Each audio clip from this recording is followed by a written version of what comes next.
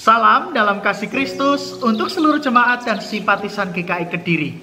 Semoga Bapak Ibu tetap dalam kondisi yang baik, bersemangat dan bersuka cita menyambut anugerah Tuhan di pagi hari ini.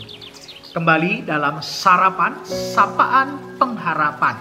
Dan sebelum kita merenungkan firman Tuhan, mari bersama kita berdoa. Tuhan, kami bersyukur pagi ini Tuhan membangunkan kami untuk kami siap menyambut anugerah Tuhan. Berkatilah ya Tuhan perenungan firman Tuhan pada pagi ini, supaya kami diperlengkapi oleh firman Tuhan yang senantiasa menuntun langkah kehidupan kami. Demi Kristus kami berdoa dan memohon. Amin. Tema kita pada pagi hari ini, marah kok terus-terusan, diambil dari Efesus pasal yang keempat ayat 26 sampai 27. Apabila kamu menjadi marah, janganlah kamu berbuat dosa. Janganlah matahari terbenam sebelum padam amarahmu, dan janganlah beri kesempatan kepada iblis. Terpujilah nama Tuhan. Bapak Ibu Saudara, marah itu adalah reaksi emosional yang wajar dimiliki oleh manusia. Walau wajar, setiap kita pasti tahu bahwa kemarahan yang berlarut-larut dan tak terkendali itu dapat menyebabkan sebuah relasi menjadi rusak, termasuk hidup kita juga bisa rusak karena kemarahan itu.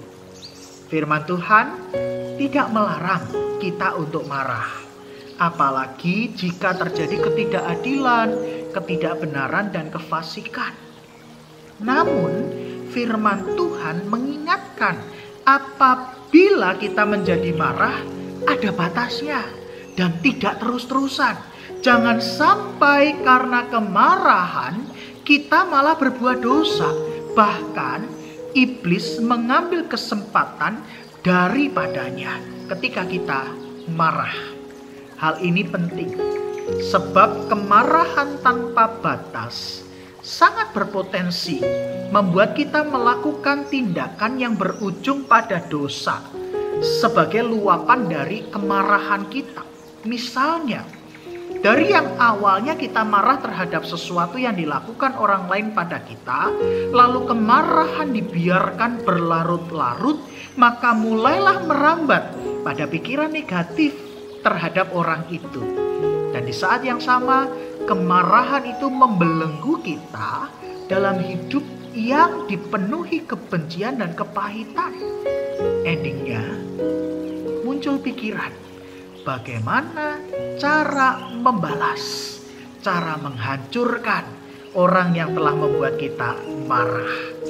Jika terjadi seperti demikian, kita rugi kalau tidak bisa mengendalikan kemarahan kita. Sebaliknya, iblislah yang beroleh keuntungan, sebab dengan begitu ia berhasil membuat kita jatuh dalam dosa. Itulah mengapa Bapak Ibu, Rasul Paulus memasukkan poin ini sebagai salah satu tanda manusia baru yang hidup di dalam Kristus.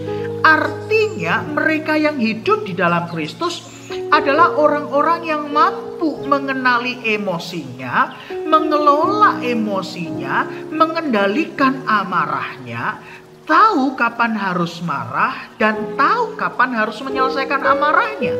Tidak dikuasai kemarahan yang menghancurkan hidup dan relasinya, sekaligus kemarahan itu tidak membuatnya jatuh dalam dosa. Jadi, marah boleh kok. Tapi sebelum marah, tarik nafas dalam-dalam, kelola emosi yang ada, sehingga marahlah secukupnya, marahlah sewajarnya. Jangan sampai berlarut-larut, apalagi keterusan marah, sampai membuat kita jatuh dalam dosa. Sehingga Bapak Ibu tidak mendapat julukan tukang marah, apalagi dibilang marah kok terus-terusan.